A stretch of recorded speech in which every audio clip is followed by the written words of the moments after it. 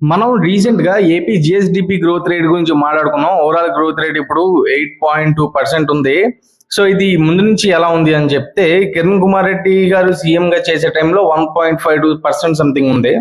తర్వాత సిబిఎన్ గారు 2014 లో కూర్చి ఎక్కే టైంకి ఇది 3%, ఆయన దిగే టైంకి 13%, జగన్ గారు ఎక్కే టైంకి 13%, జగన్ గారు దిగే టైంకి 6%, జగన్ గారు దిగిపోయిన తర్వాత సిబిఎన్ ఎక్కిన తర్వాత ఈ 1 year లో జిఎస్డిపి గ్రోత్ రేటు 2% ఇంక్రీజ్ అయ్యి 8% దగ్గర ఉంది.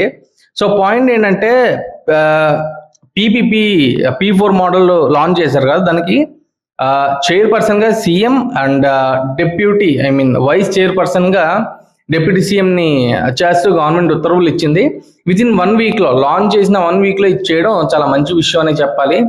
సో అదే కాకుండా డ్రిప్ ఇరిగేషన్ లో ఏపీ ఫస్ట్ ప్లేస్ లో వచ్చింది, అగ్రికల్చర్ లో ఫస్ట్ ప్లేస్ లో వచ్చింది. మీ ఒపీనియన్ ఏంటో కామెంట్ చేయండి.